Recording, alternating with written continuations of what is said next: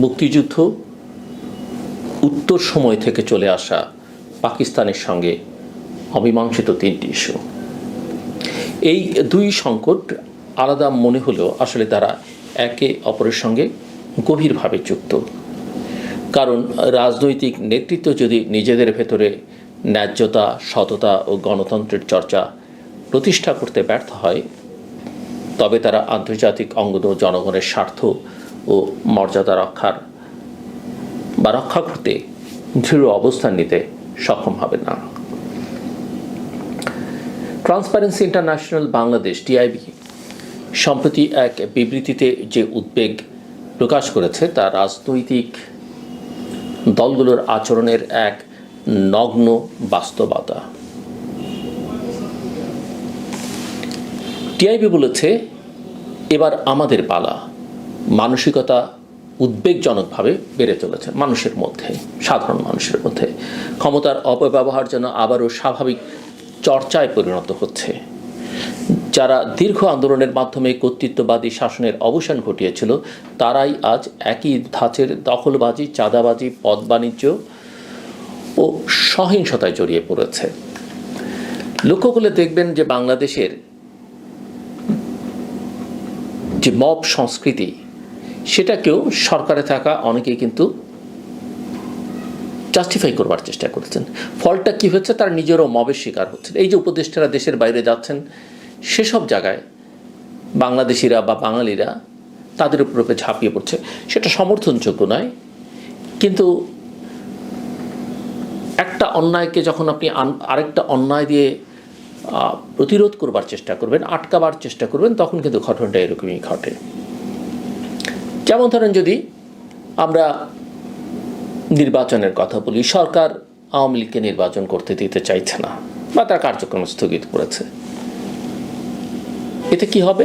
নির্বাচনটা যদি ভালো না হয় বা সরকার যদি, যারা নির্বাচিত আসবেন তারা যদি ভালোভাবে পারফর্ম না করতে পারেন, আওয়ামী লীগের জন্যে, বিভিন্ন বৈশ্বিক শক্তির জন্য বলবার একটা সুযোগ তৈরি হবে যে নির্বাচনটা ইনক্লুসিভ ছিল না, তোমরা সমাজের রাষ্ট্রের একটা অংশকে নির্বাচনের বাইরে রেখেছ। অথচ এটা মোটামুটিভাবে ধারণা আমরা করে নিতেই পারি যে প্রফেসর মোহাম্মদ ইউনূসের নেতৃত্বাধীন সরকারের অধীনে আওয়ামী লীগ কিন্তু সুযোগ থাকলেও নির্বাচন করবে না। আমি যেটুকু বুঝি, তারা যদি না করে সেটা কিন্তু অতটা প্রশ্নবিদ্ধ হবে না যদি আপনি আইনে বা কাগজে কলমে তাদেরকে এক্সিকিউটিভ অর্ডারে নির্বাচনের বাইরে রাখেন। সো সব মিলিয়ে এই যে ঘটনাগুলো ঘটছে, এটা কেবল জন আকাঙ্ক্ষার উপহাস করছে না এই বিষয়গুলো, বরং গণতান্ত্রিক ভবিষ্যতের সম্ভাবনাকে আত্মঘাতী পথে ঠেলে দিচ্ছে। ট্রান্সপারেন্সি ইন্টারন্যাশনাল বাংলাদেশের নির্বাহী পরিচালক ডক্টর ইফতেখারুজ্জামান খুব স্পষ্ট করেই বলেছেন যে রাজনৈতিক দলগুলোর নেতাকর্মীদের একাংশ দুর্বৃত্তায়িত রাজনীতিকে নতুন রূপে স্বাভাবিক করে তুলছে। এমনকি পতিত রাজনৈতিক শক্তির অনেকেই এই দুর্বৃত্তায়নের যোগসাজশে নির্বিকারভাবে যুক্ত হচ্ছে। দলবাজি, দখলবাজি, পদ বাণিজ্য এবং সহিংস দলীয় কোন্দল আবারও তীব্রতর হয়ে উঠছে। কোনো কোনো ক্ষেত্রে স্থানীয় পর্যায়ে পরিবহন টার্মিনাল, খনিজ সম্পদ, সেতু, আপনি ওই যে সাদা পাথর, বাজার কিংবা জলমহাল নিয়ে চাঁদাবাজি এবং দখলের প্রতিযোগিতা শুরু হয়েছে। এতে করে জনগণের মনে আশঙ্কা জাগছে, তবে কি রাজনীতি আবারও একই দুষ্টচক্রে আবদ্ধ হয়ে পড়ছে? এখানে বড় প্রশ্ন হচ্ছে, রাজনৈতিক দলগুলো কি সত্যি গণ আকাঙ্ক্ষার জায়গা থেকে নিজেদের সংস্কার করতে আগ্রহী, নাকি কেবল ক্ষমতার পালা বদলকে নতুন দখলদারিত্বের সুযোগ হিসেবে দেখছে? জনগণের কাছে প্রত্যাশা ছিল কর্তৃত্ববাদ পতনের পর রাজনৈতিক সংস্কৃতিতে নৈতিকতা ও জবাবদিহির চর্চা ফিরে আসবে, কিন্তু বাস্তবে দেখা যাচ্ছে সেই সংস্কৃতির পরিবর্তে পুরনো অভ্যাসই ফিরে আসছে। এই অভ্যন্তরীণ রাজনৈতিক অবক্ষয়ের সঙ্গে সমান্তরালভাবে চলে এসছে পাকিস্তান ইস্যু। পাকিস্তানের উপপ্রধানমন্ত্রী ও পররাষ্ট্রমন্ত্রী ইসহাক দার ঢাকা সফরে এসে ঘোষণা দিলেন ৭১-এর অমীমাংসিত প্রশ্নগুলো নাকি আগেই দুবার সমাধান হয়ে গেছে। একবার ১৯৭৪ সালে ভুট্টো সফরে এবং আরেকবার ২০০০ সালের গোড়ায় জেনারেল পারভেজ মোশাররফের দুঃখ প্রকাশের মাধ্যমে। কিন্তু বাংলাদেশের জন্য এটা মোটেও গ্রহণযোগ্য নয়, কারণ সরি বলা বা ব্যক্তিগতভাবে অনুশোচনা প্রকাশ করা কখনো রাষ্ট্রীয় স্বীকৃত ক্ষমা নয়।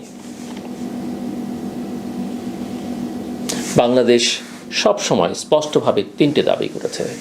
প্রথমত, মুক্তিযুদ্ধ চলাকালে সংগঠিত গণহত্যার জন্য পাকিস্তানের আনুষ্ঠানিক ও রাষ্ট্রীয় ক্ষমা প্রার্থনা।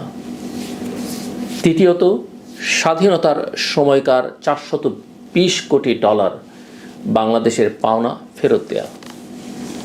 তৃতীয়ত, বাংলাদেশে অবস্থানরত আটকে পড়া উর্দুভাষী জনগোষ্ঠীর প্রত্যাবাসন, যাদেরকে বিহারীয় বলা হয়, অথচ এ পর্যন্ত পাকিস্তানের কোনো সরকারই রাষ্ট্রীয়ভাবে এসব স্বীকার করেনি। সাবেক কূটনীতিক একজন এটি গণমাধ্যমে বলছিলেন, আমি শুনছিলাম, যে ভুট্টো কিংবা মোশাররফের ব্যক্তিগত দুঃখ প্রকাশ রাষ্ট্রীয় ক্ষমা নয়। ক্ষমা চাইলে প্রথমে দায় স্বীকার করতে হয়। পাকিস্তানকে বলতে হবে, হ্যাঁ, তারা গণহত্যা করেছে এবং ভবিষ্যতে এ ধরনের অপরাধ করবে না।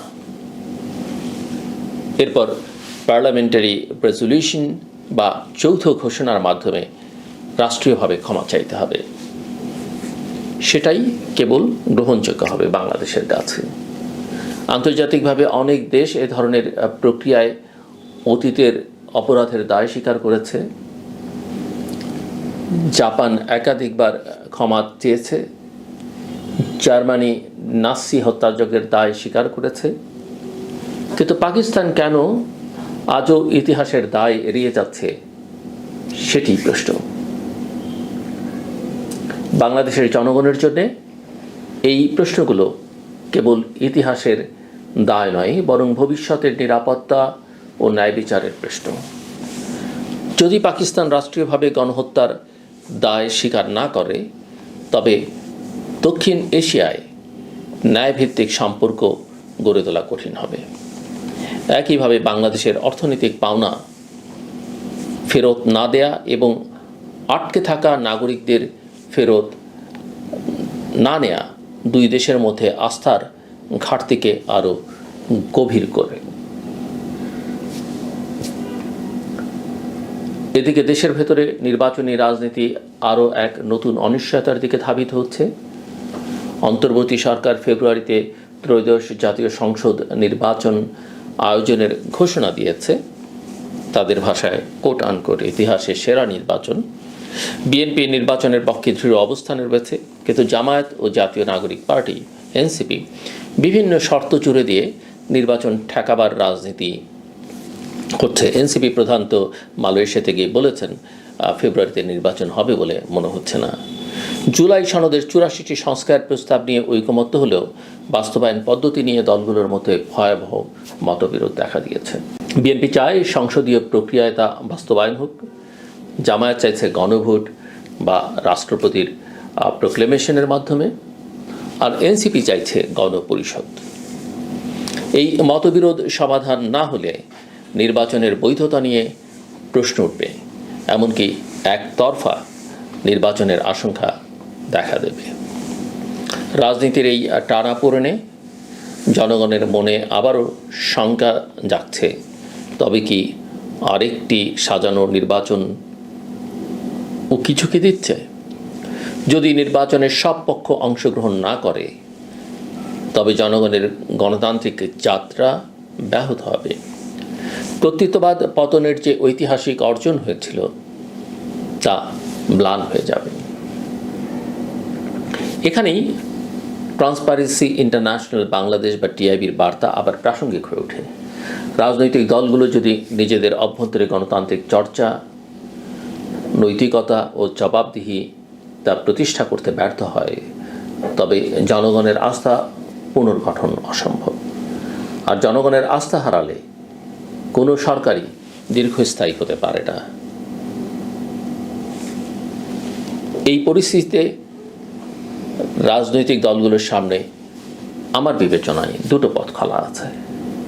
প্রথমত, তারা আত্মজিজ্ঞাসা করবে, অতীতের ভুল থেকে শিক্ষা নেবে এবং গণতান্ত্রিক চর্চা ও জবাবদিহিকে প্রাতিষ্ঠানিক রূপ দিবে।